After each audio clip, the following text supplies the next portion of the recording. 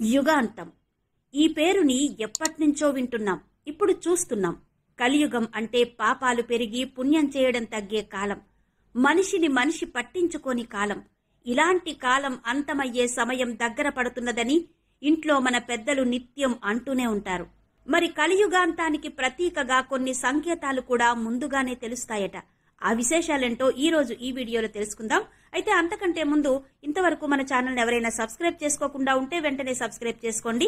ఆ వెంటనే వచ్చే బెల్ బటన్ కూడా క్లిక్ చేసి ఆల్ నోటిఫికేషన్ మీద క్లిక్ చేస్తే మేమే కొత్త వీడియో చేసినా మీకు నోటిఫికేషన్ వచ్చేస్తుంది. ముందుగా కేదారనాథ్ ధామం. కేదారనాథ్ మందిరం శివుడి సన్నిధానంగా చెప్పబడుతుంది. అయితే ఇక్కడ కలియుగం అంతానికి సంబంధించి ఎన్నో సంకేతాలు మనకు కనిపిస్తాయి. ఇది కేదారనాథ్లోని మందాకిని నదికి సమీపంలో ఉన్న గఢ్వాల్ హిమాలయ శ్రేణిలో కనిపిస్తుంది. అందుకే ఇక్కడి శివుడిని కేదారనాథ్, కేదార్ఖండ్ ప్రభువు అనే పేర్లతో పిలుస్తారు. 2013లో కేదారనాథ్ను ముంచెత్తిన వరద గురించి అందరికీ తెలుసు. ఎంతో మంది చనిపోయారు, కానీ ఆలయం మాత్రం చెక్కు చెదరలేదు. ఇదే ఏడాదిలో వీటఘలై గుండా గుడి వెనక భాగంలో ఒక పెద్ద బండరాయి, అదే భీమశిల, కూరుకుపోయి వరద రాకుండా ఆపగలిగింది. ఈ ఆలయం 3581 మీటర్ల ఎత్తులో ఉంటుంది. రిషికేశ్ నుండి 223 కిలోమీటర్ల ఎత్తులో మందాకిని నది ఒడ్డున కొలువు తీరి ఉంది. ఈ ఆలయం 12 జ్యోతిర్లింగాలలో చాలా ఎత్తైంది. సముద్ర తీరం నుంచి 3553 మీటర్ల ఎత్తులో కనిపిస్తుంది. ఇక్కడ కేదారనాథుడు 6 నెలలు భక్తుల పూజలందుకుంటే ఇంకో 6 నెలలు దేవతల పూజలందుకుంటారని శాస్త్రాల్లో చెప్పబడింది. ఎంత మంచు ఇక్కడ పడినప్పటికీ ఈ ఆలయం మాత్రం చెక్కు చెదరదు. ఆ కేదారేశ్వర్లో ప్రతిరోజు కూడా నరనారాయణులిద్దరూ ఒక పార్థివ లింగాన్ని ఆరాధన చేసుకునేవారు. అంటే ఆ లింగాన్ని వాళ్లు మట్టితో తయారు చేసుకుంటారు. కాని వాళ్ళెప్పుడూ ఆ విషయాన్ని పట్టించుకోకుండా పూజలు చేసుకునేవారు. వారి భక్తికి మెచ్చిన శివుడు ఆ శివలింగం నుంచి ఉద్భవించి పరవశించిపోయి ఇంత చల్లటి ప్రాంతంలో ఇంత ఘోర తపస్సుతో ఆ పార్థివలింగానికి మీరు చేసిన పూజలకి సంతోషించాను, ఏం వరం కావాలో కోరుకోమని అడిగేసరికి ఆ నరనారాయణులు ఇక్కడే స్వయంభూలింగమూర్తిగా వెలిసి లోకాలను కాపాడమని కోరుకునేసరికి ఆయన అక్కడ అవతరించారు. ఇక్కడ స్వామివారు త్రిభుజాకారంలో కనిపిస్తారు. కేదారనాథ్ ఆలయం జ్యోతిర్లింగ క్షేత్రం. ఈ ఆలయం 6 నెలల పాటు మంచుతో కప్పబడి ఉంటుంది. అప్పుడు ఆలయాన్ని మూసేసి ఉంచుతారు. ఆలయాన్ని మూసే రోజు అఖండ జ్యోతిని వెలిగిస్తారు. ఆలయం 6 నెలల తర్వాత తెరిచేంత వరకు కూడా ఆ అఖండ జ్యోతి అలా వెలుగుతూనే ఉంటుంది. అలా మంచుతో కప్పబడిన ఆలయంలోకి ఆక్సిజన్ ఎలా ఉంటుంది, ఆ జ్యోతి ఎలా వెలుగుతుంది అనే విషయం మాత్రం సీక్రెట్. అంతా శివలీల. పురాణాల ప్రకారం ఈ మొత్తం ప్రాంతంలోని పుణ్యక్షేత్రాలు కనిపించకుండా పోనున్నాయి. నరనారాయణ పర్వతాలు కలిసిపోయిన రోజు బద్రీనాథ్ మార్గం మూతబడిపోతుంది. భక్తులు బద్రీనాథ్ను దర్శించుకోలేని పరిస్థితి వస్తుంది. కొన్నేళ్ల తర్వాత భవిష్యత్తులో భవిష్య బద్రి అనే కొత్త పుణ్యక్షేత్రం ఉద్భవిస్తుంది. ఈ ఆలయానికి సమీపంలో భైరవనాథ్ ఆలయం కనిపిస్తుంది. ఆయనే ఈ కేదారనాథుడిని కాపాడతాడని భక్తుల నమ్మకం. కేదారనాథుడితో సమానంగా భైరవనాథ స్వామివారి ఆలయాన్ని కూడా భక్తులు దర్శించుకోవాలి. లేదంటే ఈ యాత్ర చేసిన ఫలితం దక్కదని పురాణాలు చెప్తున్నాయి. 2013లో వచ్చిన తుఫాను ఇంతకు ముందెన్నడూ రాలేదు. దాదాపు చాలా మంది తమ ప్రాణాలను పోగొట్టుకున్నారు. ఈ ప్రాంతం మొత్తం మునిగిపోయింది. కానీ ఆలయం మాత్రం అలాగే ఉంది. అప్పుడు స్వయంగా ఆ శివుడే పంపినట్టుగా ఒక భీమశిల వచ్చి ఆలయానికి ఎదురుగా పడింది. దాంతో ఆ వరద ఆలయాన్ని తాకలేకపోయింది. ఇదంతా శివుడి లీలే అంటారు భక్తులు. ఉజ్జయిని మహాకాళేశ్వర్ మందిర్. మహాకాళేశ్వరంలో స్వామివారిని మండే చితిలోని బూడిదను తీసుకొచ్చి పూజిస్తారని చెప్తారు. మహాకాళ్ అంటే మరణానికి సంబంధించిన విషయమని నమ్ముతారు. కానీ ఇది నిజం కాదు. వాస్తవానికి కాల్ అంటే మరణం, అలాగే సమయం కూడా. రెండవ కారణం కూడా టైంకి సంబంధించినదే. నిజం చెప్పాలంటే ఒక రాక్షసుణ్ణి చంపాల్సి వచ్చినప్పుడు మహాకాళ్లో ఒక శివలింగం కనిపించింది. రాక్షసుణ్ణి సంహరించడానికి మహాకాలుడి రూపంలో శివుడు వస్తాడు. మహాకాళ్ అంటే సమయం. శివుడిని అలా సంబోధించడం కాలాంతాన్ని కూడా మహాకాలని పిలుస్తారు. ఆ రాక్షసుణ్ణి సంహరించాడు కాబట్టి అవంతి నగర ప్రజల అభ్యర్థన మేరకు శివుడు ఇక్కడే ఉండిపోయాడట. శ్రావణ మాసంలో ఈ ఆలయానికి భక్తులు పోటెత్తుతారు. ఆ సమయంలో వాళ్లను అదుపు చేయడం చాలా కష్టం. బాబా మహాకాల్ ఆలయంలో ఒక చోట చెలరేగిన మంటలకు ఒక భక్తురాలికి గాయాలయ్యాయి. అలాగే మరో సంఘటన చోటు చేసుకుంది. నాగచంద్రేశ్వర్ గుడి కింద అనుకోకుండా మంటలు వ్యాపించాయి. ఇక్కడ వంతెన పనులు జరుగుతూ ఉండగా వెల్డింగ్ స్పార్క్ ఎగిసిపడడంతో మంటలు వేగంగా వ్యాపించాయి. ఈ సమయంలో ఆలయ ప్రాంగణంలో భక్తులు అధిక సంఖ్యలో ఉన్నారు. కానీ ఎవరికీ ఎలాంటి ప్రమాదం జరగలేదు. అలాగే ఈ ఆలయం సమీపంలో దుకాణాలు నడుపుకుంటూ ఇద్దరి మధ్య కత్తులతో గొడవలు జరిగాయి. ఇలాంటి ఘటనలు ఇంతవరకు అసలు ఇక్కడ జరగనే లేదు. అలాగే ఈ ఆలయం సమీపంలోనే ఆ స్వామివారి సాక్షిగా అక్కడ జరిగిన గొడవలో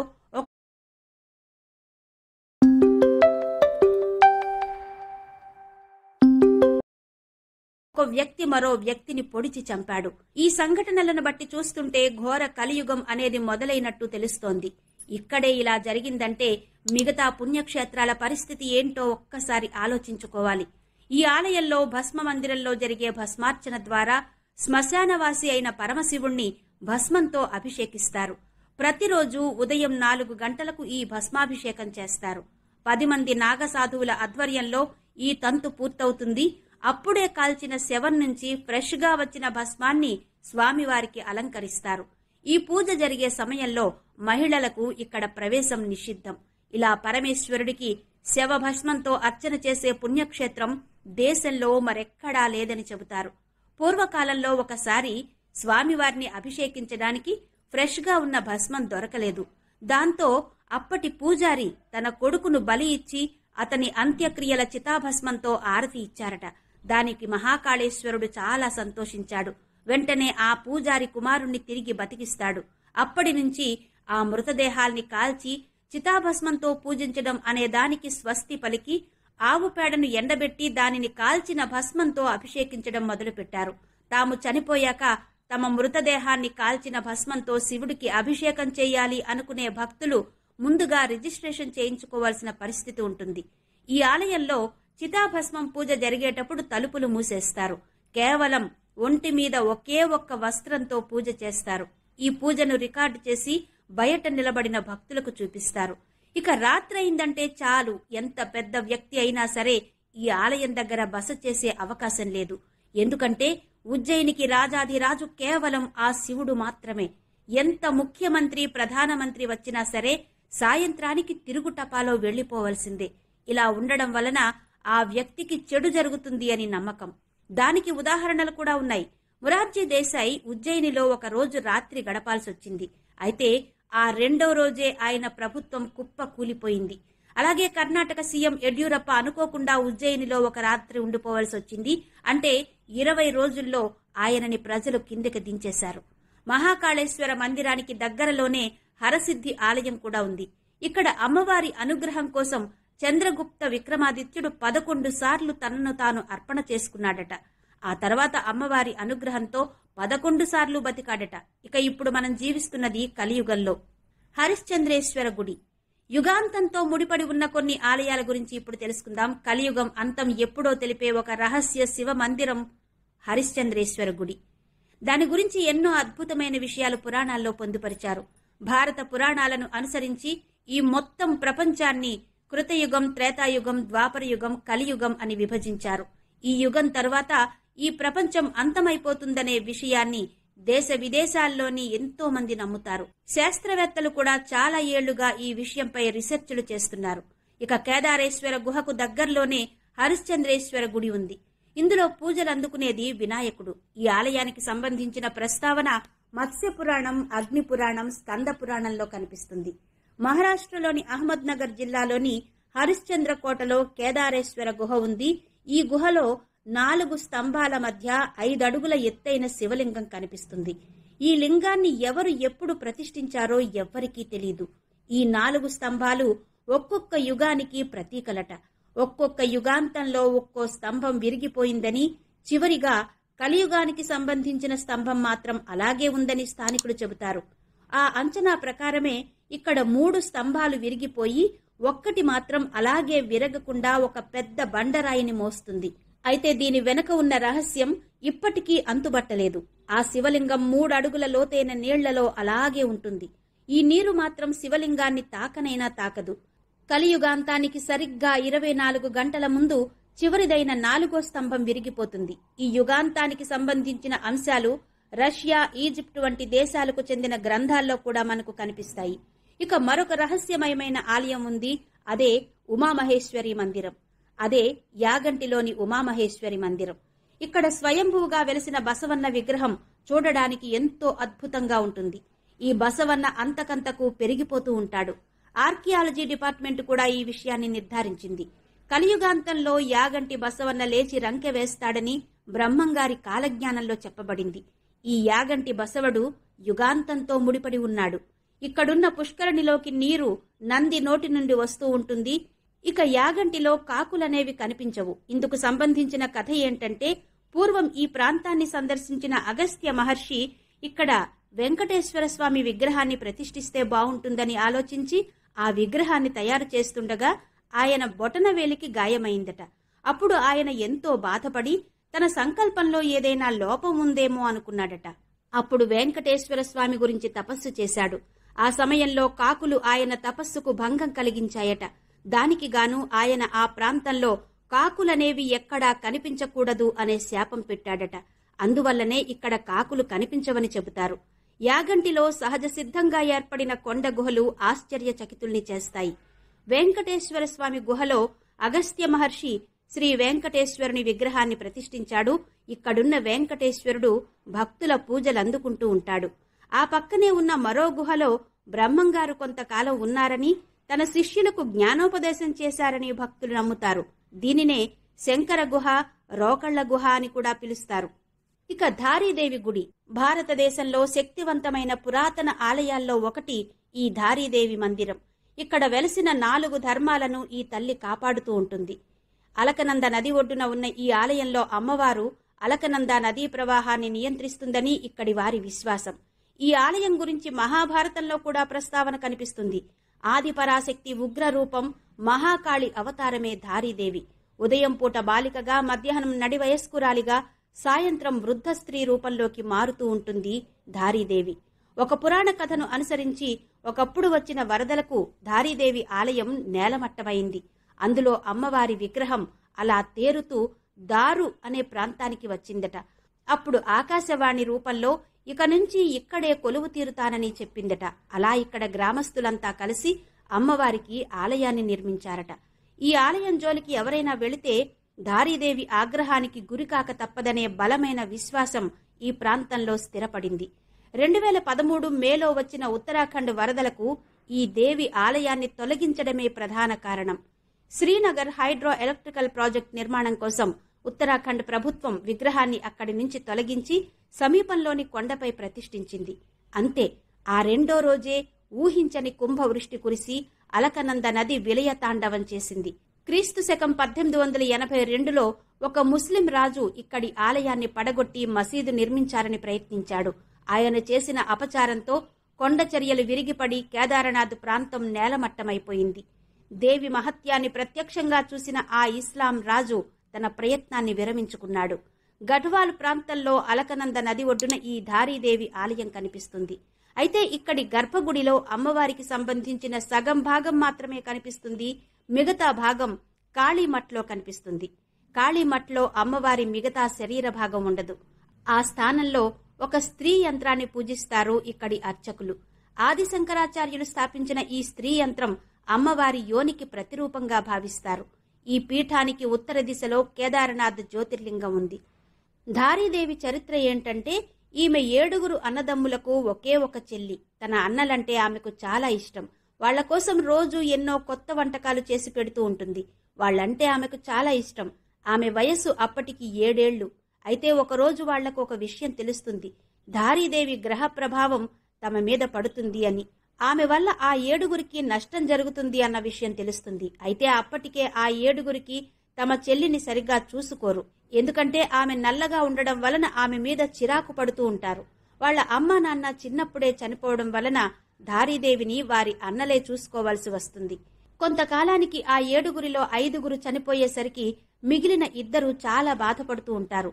తన చెల్లి గ్రహ ప్రభావం కారణంగానే 5 చనిపోయారు, మిగిలిన తాము కూడా చనిపోతామనే భయంతో ఒకరోజు ఆ 2 కలిసి ధారీదేవిని కత్తితో తల నరికి శరీరాన్ని మొండాన్ని వేరు చేసేస్తారు. వాటిని ఒక ప్రవహించే నదిలో పడేసిపోతారు. అప్పటికి ఆమె వయస్సు 13 ఏళ్లు. అలా ఆ తల నీళ్లలో కొట్టుకుంటూ వెళ్లి ధారి అనే ప్రాంతానికి వచ్చి పడింది. అప్పుడే తెల్లవారుతూ ఉండగా ధారీదేవి తలను అక్కడ ఉన్న ఒక వ్యక్తి బట్టలుతుక్కుంటూ ఎవరో పిల్ల నీళ్లలో పడిపోయిందని భావించి కాపాడాలని అనుకుంటాడు. కాని నీరు చాలా లోతుగా ఉంటుంది. ఎలా కాపాడాలి అని ఆలోచిస్తాడు. కాని ఆ నీటి ప్రవాహంలోని మొండెం మాట్లాడుతుంది. నువ్వు భయపడకు, నువ్వు నన్ను కాపాడు. నువ్వు ఎక్కడ అడుగు వేస్తే అక్కడ నీ కాళ్ల కింద మెట్లు ఉంటాయి అని చెప్పింది. అలా వెళ్లి ఆ అమ్మాయిని కాపాడతాడతను. కాని చేతిలోకి కేవలం తల మాత్రమే కనిపించేసరికి మళ్లీ భయపడతాడు. అప్పుడు ధారీదేవి, నువ్వు కంగారు పడకు, నేను దైవం రూపంలో ఉన్నాను, నన్ను ఏదైనా ఒక రాయి మీద నిలబెట్టు అని చెప్పింది. అతను అలాగే చేస్తాడు. అప్పుడు తన కథ మొత్తం చెప్తుందా తల్లి. అలా ఆ వ్యక్తి ఆమెకు ఒక ఆలయాన్ని నిర్మిస్తాడు. అప్పటి నుండి ఇక్కడ ఆమెకు పూజలు జరుగుతూ ఉంటాయి. దేశంలో 4 ప్రధాన పుణ్యక్షేత్రాలు బద్రీనాథ్, ద్వారకా, రామేశ్వరం, పూరి. ఈ 4 ప్రముఖ దేవాలయాలను కలిపి 4 ధామ్ ఆలయాలుగా పిలుస్తారు. వీటితో పాటు మన దేశంలో ముఖ్యమైన ఆలయాల్లో చెప్పుకోదగ్గది ఒడిశాలోని పూరి జగన్నాథ దేవాలయం. 12వ శతాబ్దంలో రాజా అనంతవర్మ చోడగంగదేవ్ హయాంలో ఈ ఆలయ నిర్మాణం మొదలైంది. ఆయన మనుమడు అనంగ భీమ్దేవ్ పాలనలో పూర్తయి పూజలు మొదలయ్యాయి. అయితే ఈ ఆలయంలో మాత్రం శ్రీకృష్ణుడు, సుభద్ర, బలరాముడికి సంబంధించిన విగ్రహాలన్నీ చెక్క విగ్రహాలే కనిపిస్తాయి. 12 ఏళ్లకోసారి ఈ విగ్రహాలను మారుస్తూ ఉంటారు. ఈ విగ్రహాలను మార్చే సమయంలో పూరిలో విద్యుత్ సరఫరా పూర్తిగా నిలిపివేస్తారు. గోపురంపై ఉండే జెండాలు హిందూ మత చిహ్నాలను కలిగి ఉంటాయి. కృష్ణుణ్ణి ఆరాధించే వైష్ణవులకు ఇది పవిత్రమైన పుణ్యక్షేత్రం. దేశం నలుమూలల నుంచి నిత్యం వేలాదిగా భక్తులు ఇక్కడకు తరలి వస్తూ ఉంటారు. జీవితంలో ఒక్కసారైనా జగన్నాథుణ్ణి దర్శించుకుంటే పాపాలన్నీ పోతాయని భక్తుల నమ్మకం. ఇక్కడ నిత్యం జగన్నాథ స్వామి వారికి 56 రకాల ప్రసాదాల నైవేద్యాలన్నిటినీ కూడా మట్టి కుండల్లోనే వండుతారు. ప్రతి ఏటా జూన్, జూలైల్లో జరిగే జగన్నాథ రథయాత్ర ఎంతో స్పెషల్ అని చెప్పొచ్చు. ఈ యాత్రలో పాల్గొనేందుకు భక్తులు ఉత్సాహంగా తరలివస్తారు. జగన్నాథుడు అంటే అర్థం ఈ ప్రపంచానికే నాయకుడు అని, అంటే ముల్లోకాలను చల్లగా చూసే విష్ణుమూర్తి అని మన హిందూ పురాణాలు చెప్తున్నాయి. మరి ఇలాంటి ఆలయంలో ఒక రహస్యం కొన్నేళ్లుగా వెంటాడుతూ వస్తోంది. అది ఏంటంటే, జగన్నాథుని ఆలయం ప్రారంభమైన దగ్గర నుంచి, అంటే సుమారు 12వ శతాబ్దం నుండి 18వ శతాబ్దం వరకు ఈ ప్రాంతాన్ని ఏలిన రాజులు దేవదేవుడికి విలువైన ఆభరణాలు, బంగారం, వెండి, వజ్ర వైఢూర్యాలు వంటి ఎన్నో విలువైన కానుకలు సమర్పించుకుంటూ వచ్చారు. అయితే ఈ సంపదలన్నిటినీ శ్రీక్షేత్రంలోని రత్నభాండాగారంలోని 3వ గదిలో దాచిపెట్టారు. 1926లో బ్రిటిష్ పాలకులు దీన్ని తెరిపించినప్పుడు అందులో 597కి పైగా రకరకాల ఆభరణాలున్నట్టు గుర్తించారు.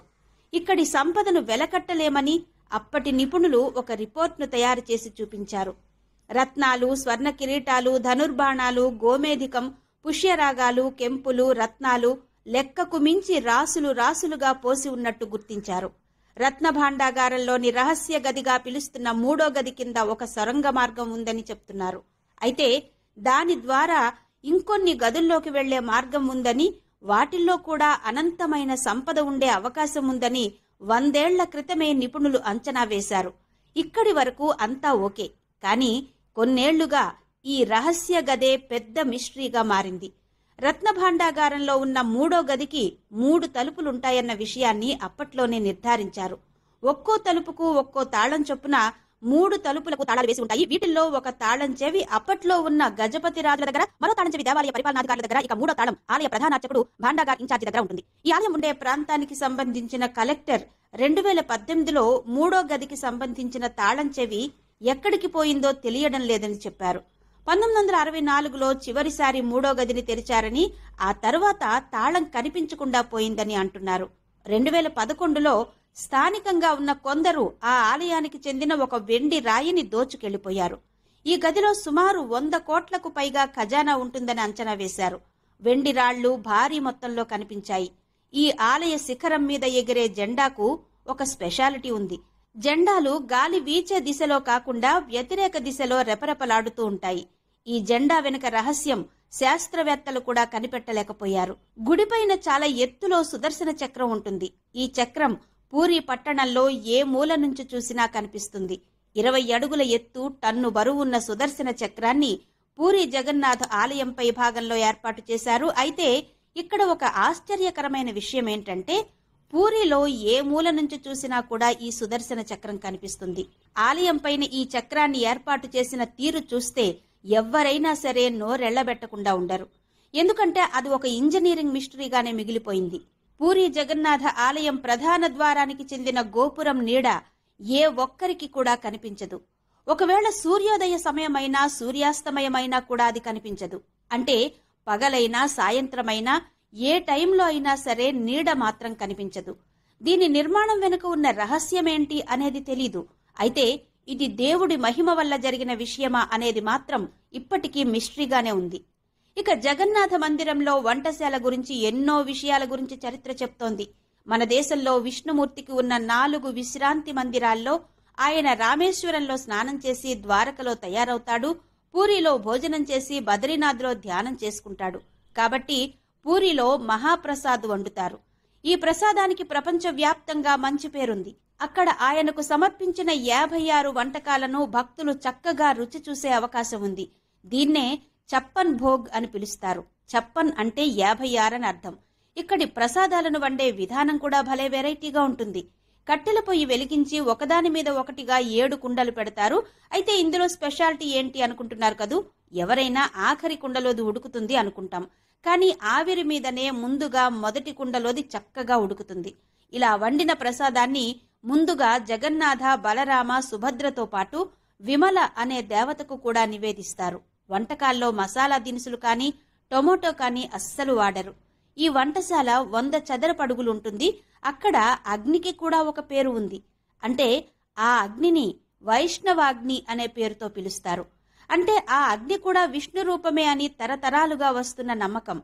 అంతేకాదు ఆ అగ్ని అలా ఆరకుండా నిరంతరాయంగా వెలుగుతూనే ఉంటుందట. స్వామివార్లకు ప్రసాదాన్ని నివేదించాక అందులో అవసరమైన మసాలా దినుసులైన లవంగాలు వంటివి కలిపి భక్తులకు ప్రసాదంగా పెడతారు. ఇంకో విషయం ఏంటంటే, ఇక్కడ ఈ ప్రసాదాల నుండే వాళ్ళని ఏమంటారో తెలుసా? మహాసుపకర అని. వీళ్లు దాదాపు 600 నుంచి 700 మంది వరకు ఉంటారు. వీళ్లు ప్రతిరోజు 20,000 నుంచి 50,000 మందికి సరిపోయే ప్రసాదం ఎలాంటి అలుపు సొలుపు లేకుండా వండేస్తారు. 1,00,000 మంది వరకు భక్తులకైనా సరే ప్రసాదం వండే సౌకర్యం ఇక్కడ ఉంది. ఇందులో అన్నంతో చేసే పదార్థాలు, తీపి వంటకాలు, రొట్టెలు, కూరలు, పాలతో తయారు చేసేవి, ఇలా ఎన్నో రకాలున్నాయి. కుల, మత, ప్రాంతీయ భేదాలు లేకుండా అందరూ తింటారు. బద్రీధామం. జో ఆయే బద్రీ ఓ నా ఆయే ఓద్రి అంటూ బద్రీనాథ్ గురించి ఓ సామెత ఎందుకు ప్రచారం పొందిందో తెలుసా? బద్రీనాథ్ ధామ్ను ఒక్కసారి సందర్శించిన వ్యక్తి మళ్లీ తల్లి గర్భంలోకి రావాల్సిన అవసరం ఉండదట. అంటే మనిషి రూపంలో ఒకసారి జన్మించిన తర్వాత ఆ వ్యక్తి రెండోసారి పుట్టాల్సిన అవసరం లేదు అని అర్థం. జీవితంలో కనీసం 2 సార్లైనా బద్రీనారాయణ ఆలయాన్ని తప్పక దర్శించాలని గ్రంథాల్లో చెప్పబడింది. బద్రీనాథ్ ఆలయ ప్రస్తావన వచ్చినప్పుడు జోషి మఠం గురించిన విషయాలు కూడా ఇక్కడ తెలుసుకోవాల్సిన అవసరం ఉంది. కలియుగంలో జోషి మఠం ఎలా ఉండబోతోందో అన్న విషయాన్ని కూడా పరిశీలిద్దాం. జోషి మఠం అసలు పేరు కార్తికేయపురం. ఆ సమయంలో జోషిమఠ్ కత్యూరి రాజుల రాజధానిగా ఉండేది. ఆదిశంకరాచార్యులు చార్ధామ్ల స్థాపన కోసం పర్యటిస్తున్న టైంలో జోషిమఠ్లోని మల్బరీ చెట్టు కింద ధ్యానం చేసి ఇక్కడ జ్ఞానాన్ని పొందారట. అందుకే దీనిని జ్యోతిర్మఠం, జ్యోతిష్పీఠం అని కూడా అంటారు. ఇక్కడ శంకరాచార్యులు నరసింహుని విగ్రహాన్ని కూడా ప్రతిష్ఠించారు. జోషిమఠ్ నరసింహస్వామి తపస్సు చేసుకునే స్థలంగా మారిపోయింది. రామాయణ కాలంలో హనుమంతుడు ఈ జోషి మఠానికి వచ్చారని ఒక పురాణ కథనం. లక్ష్మణుడు మేఘనాథుని బాణం తగిలి స్పృహ తప్పి పడిపోయినప్పుడు సంజీవిని మూలిక కోసం వెతుకుతూ హనుమంతుడిక్కడికొచ్చాడు. హనుమంతుణ్ణి ఆపడానికి రావణుడు కాలనేమి అనే రాక్షసుణ్ణి పంపినప్పుడు హనుమంతుడు జోషిమఠ్లోనే కాలనేమిని చంపేస్తాడు. కాలనేమిని హనుమంతుడు చంపిన భూమి ఇప్పటికీ ఎర్రటి మట్టిలా కనిపిస్తుంది. మహాభారత కాలంలో అజ్ఞాతవాసం సమయంలో పాండవులు జోషిమఠానికి వచ్చారనే ఒక పురాణ కథ కూడా వినిపిస్తుంది. అలా ఇక్కడి ప్రజలు ఈ సంఘటన జ్ఞాపకార్థం పంట పండిన తరువాత పాండవ నృత్యం చేస్తారు. జోషిమఠ్లోని నరసింహ ఆలయం బద్రీనాథ్ శీతాకాలపు నివాస స్థానం. ఇక్కడి ఆలయంలో పురాతన నరసింహుని విగ్రహం ఉంది. నరసింహుని విగ్రహానికి సంబంధించి అనేకమైన నమ్మకాలు కూడా ఉన్నాయి. నిజానికి నరసింహుని ఒక చేయి మామూలుగా ఉండగా మరో చేయి చాలా సన్నగా ఉండి ప్రతి ఏడాదికి సన్నబడుతూ ఉంటుందట. నరసింహునికి ఉన్న ఆ సన్నటి చేయి కాస్త పగిలిన రోజున బద్రీనాథ్ మార్గం మూసుకుపోతుందని ఒక నమ్మకం. నరనారాయణ పర్వతాలుగా ఉన్న పర్వతాలు ఒక్కటిగా అవుతాయి. ప్రస్తుతం బద్రీనాథ్ స్వామి భక్తులకు దర్శనమిస్తున్న ఆలయంలో బద్రీనాథ్ స్వామిని భక్తులు దర్శించుకోలేరట. ఎందుకంటే నర నారాయణ పర్వతం కలయిక వల్ల బద్రీనాథ్ ధామ్ అదృశ్యమవుతుందట. తర్వాత బద్రీనాథుడు భవిష్య బద్రిలో భక్తులకు దర్శనమిస్తాడు. ఇక్కడ ఒక రాయి మీద ప్రస్తుతానికి ఒక అస్పష్టమైన రూపంగా వెలిశారట. అలా నెమ్మది నెమ్మదిగా స్వామివారు ఉద్భవిస్తున్నట్టుగా చెప్తారు. ఈ ఆకారం పూర్తిగా ఆవిర్భవించిన రోజు నుంచి బద్రీనాథ్లో దర్శనమిచ్చే స్వామి భవిష్య బద్రీలోనే భక్తులకు దర్శనమిస్తాడు. మరో ఇంట్రెస్టింగ్ విషయం ఏంటంటే కలియుగంలో గంగానది కనిపించకుండా పోనింది అని చెప్తారు. గంగానది భూలోకాన్ని ఉద్ధరించడానికి భూమికి వచ్చే సమయంలో శక్తివంతమైన ప్రవాహాన్ని భూమి భరించడం కష్టమని భావించి 12 పాయలుగా చీలిపోగా అందులో ఒకటి అలకనందా నది. ఆ అలకనందా నది ఇక్కడ కనిపిస్తుంది. కలియుగంలో పాపాలు పెరిగిపోవడం మొదలయ్యాక గంగ అలకనందా నదుల స్వరూపాలు మారిపోతాయట. ఎప్పుడైతే ఈ గంగ భూమి మీద కనిపించకుండా పోతుందో అప్పుడు ఈ కలియుగం అంతమైపోయి సత్యయుగం మొదలవుతుందట. ఇక బద్రీనాథ్ ఆలయానికి ఆ పేరు ఎలా వచ్చింది అంటే సంస్కృతంలో బద్రీ ఫలం అంటే రేగుపండు అని అర్థం. ఈ ప్రాంతంలో విపరీతంగా రేగుపళ్ళు పండుతూ ఉంటాయి కాబట్టి ఇక్కడ ఉన్న లక్ష్మీనారాయణుడికి బద్రీనాథుడని పేరు వచ్చిందనే ఒక కథనం ఉంది. అందుకే ఈ ధామానికి బద్రీ అని పేరు పెట్టారు. ఇక్కడ విష్ణు ఆలయం ఉంది. అలాగే ఈ ప్రాంతంలోని ప్రకృతి ఒడిలో అందంగా కనిపిస్తుంది. ఈ బద్రీనాథ్ క్షేత్రానికి పురాణాల్లో ఎంతో ప్రాధాన్యత ఉంది. శ్రీకృష్ణుడు నారాయణుడిగా, అర్జునుడు నరుడిగా ఆశ్రమ జీవితం గడిపిన ప్రదేశం ఇదే అని చెబుతారు. బద్రీనాథ్ 8వ వైకుంఠంగా పేర్కొనబడింది. ఇక్కడ విష్ణువు 6 నెలలు నిద్రపోతాడు, మరో 6 నెలలు మేల్కొని ఉంటాడట. బద్రీనాథ్లో ప్రత్యేక ఆకర్షణ బద్రీనాథ్ గుడి. పురాణ కథనం అనుసరించి ఆది శంకరాచార్యులు అలకనందా నదీ తీరంలో లభించిన సాలగ్రామ శిల్పాన్ని తప్తకుండు అనే వేడి నీటి చలమ సమీపంలో ప్రతిష్ఠించి అక్కడ ఒక గుడి నిర్మించాడు. 16వ శతాబ్దంలో గఢవాల్ రాజు తిరిగి బద్రీనాథ్ విగ్రహాన్ని ప్రస్తుత ప్రదేశంలో ప్రతిష్ఠించి గుడి నిర్మించాడు. పురాణాల ప్రకారం భూకంపం, ప్రళయం, కరువు వంటివి వచ్చాక గంగాదేవి కనిపించకుండా పోతుంది. ఈ ఆలయంలో బద్రీనాథ్ కుడివైపున కుబేరుని విగ్రహం కూడా ఉంది. ఆయన ఎదురుగా ఉద్ధవ్జీ ఉత్సవమూర్తి ఉన్నారు. చలికాలంలో మంచు గడ్డకట్టే సమయంలో ఉత్సవమూర్తిని జోషి మఠానికి తీసుకువెళతారు. ఉద్ధవ్జీకి చరణపాదుక మాత్రమే ఉంటుంది. ఎడమవైపున నరనారాయణుని విగ్రహం ఉంది. వారి దగ్గర శ్రీదేవి, భూదేవి ఉన్నారు. ఒకరోజు శివుడు, పార్వతి అలా విహారానికి వెళ్లి వచ్చేసరికి ఇంటి ద్వారం దగ్గర ఒక పిల్లాడు ఏడుస్తూ కనిపిస్తాడు. ఆ పిల్లాడిని చూసేసరికి పార్వతిలో తల్లితనం మేల్కొంటుంది. అప్పుడు ఆ పిల్లాడిని ఎత్తుకోవడానికి ట్రై చేస్తున్నప్పుడు ఆ పిల్లాడు ఎవరో తెలీదు కాబట్టి తాకొద్దు అని శివుడు చెప్తాడు. ఇతను పిల్లాడు కాదు, మాయావి అని చెప్తాడు. ఆమె వినకుండా ఆ పిల్లాడిని ఎత్తుకుని ఇంట్లోకి తీసుకెళ్లి పాలు పట్టాక శివుడితో కలిసి స్నానమాచరించడానికి వెళుతుంది. కొంత సమయం తర్వాత ఇద్దరూ కలిసి ఇంటికి వచ్చేసరికి ఇంటి లోపల నుంచి గడియ పెట్టి ఉంటుంది. ఏం చేద్దాం ఇప్పుడని పార్వతి అడిగేసరికి ఆ పిల్లాడు నీ కుమారుడు, నీ ఇష్టం, నేనేం చెయ్యలేను అని చెప్తాడు. అలా వేరే మార్గం లేక శివపార్వతులు ఆ ప్రదేశాన్ని వదిలేసి కేదార్నాథ్ వెళ్లిపోయారు. ఇక ఆ పిల్లాడు భగవాన్ విష్ణువు ఈ ప్రదేశాన్ని తన విశ్రాంతి స్థానంగా ఏర్పరచుకున్నాడు. అలా శ్రీ మహావిష్ణువు చాలా ఎక్కువ కాలం ధ్యానంలో ఉండడం వలన భయంకరమైన హిమపాతంతో నిండిపోతాడు. అలా ఈ ప్రదేశం అంతా కూడా మంచుతో నిండిపోయి ఉంటుంది. అది చూసిన లక్ష్మీదేవి బాధపడుతుంది. అలా ఆయన పక్కనే నిలబడి ఒక రేగు వృక్షం రూపంలోకి మారిపోయి అతనికి నీడనిస్తుంది. అప్పుడు అతని మీద కురవాల్సిన మంచు మొత్తం రేగు వృక్షం మీద నిలిచిపోతుంది. అంటే లక్ష్మీదేవి మీద పడుతూ ఉందన్నమాట. విష్ణువును ఎండ, వర్షం, మంచు నుంచి కాపాడడానికి కఠోర తపస్సు చేస్తూ ఉంటుంది లక్ష్మి. అలా ఆయనను కాపాడుతూ ఆమె మంచు ముద్దలా మారిపోతుంది. అప్పుడు విష్ణువు తపస్సు పూర్తయి తన పక్కన ఉన్న లక్ష్మిని, అక్కడ జరిగిన పరిస్థితిని దివ్య దృష్టితో చూసి ఆమె తపస్సుకు మెచ్చుకుని ఇక నుంచి ఈ ధామంలో నాతో పాటు నిన్ను కూడా భక్తులు పూజిస్తారు అని వరమిస్తాడు. నువ్వు బద్రీ వృక్షం రూపంలో నన్ను కాపాడావు కాబట్టి ఈ క్షేత్రం బద్రీ క్షేత్రమని, నేను బద్రీనాథుడు అన్న పేరుతోనూ విలసిల్లుతామని చెప్తాడు. అలా ఈ క్షేత్రానికి బద్రీనాథ్ క్షేత్రం అనే పేరొచ్చింది. మాతంగేశ్వర్ మందిర్. మాతంగేశ్వర్ ఆలయం 9వ శతాబ్దంలో నిర్మించిన ఆలయం. మధ్యప్రదేశ్లోని ఒక ప్రసిద్ధ ఆలయం. ఈ ఆలయంలో ఉన్న శివలింగం పొడవు ప్రతి సంవత్సరం శరత్ పూర్ణిమ రోజున 1 అంగుళం పెరుగుతుందని నమ్ముతారు. ఇక్కడి అధికారులు ఈ లింగాన్ని టేపుతో కొలుస్తారు. మాతంగేశ్వరాలయం గురించిన ఒక పురాణ కథ కూడా ఉంది. శివుడి దగ్గర ఒక మరకత మణి ఉంటుంది. దాన్ని శివుడు పాండవుల సోదరుడైన యుధిష్ఠిరునికిచ్చాడని చెప్తారు. యుధిష్ఠిరుడి నుండి అది కాస్త మణిమాతంగ ఋషికి చేరుకుంది. ఆ తరువాత అక్కడి నుంచి రాజు హర్షవర్మకు చేరిందని చెప్తారు. మాతంగ ఋషి దగ్గర ఈ మణి ఉండేసరికి అతడిని మాతంగేశ్వర్ మహాదేవ్ అని పిలుస్తూ ఉంటారు. ఎందుకంటే ఈ రత్నాన్ని 18 అడుగుల శివలింగంలో పెట్టి దానిని భూమిలో పాతిపెట్టారు. అప్పటి నుండి ఈ రత్నం శివలింగం క్రింద మాత్రమే ఉంది. ఈ లింగం పాతాళలోకానికి వెళితే ఈ కలియుగం అంతమైపోతుందన్న నమ్మకం తరతరాలుగా వస్తోంది. మరి ఈ వీడియో మీకెలా అనిపించిందో క్రింద కమెంట్ సెక్షన్లో చెప్పండి.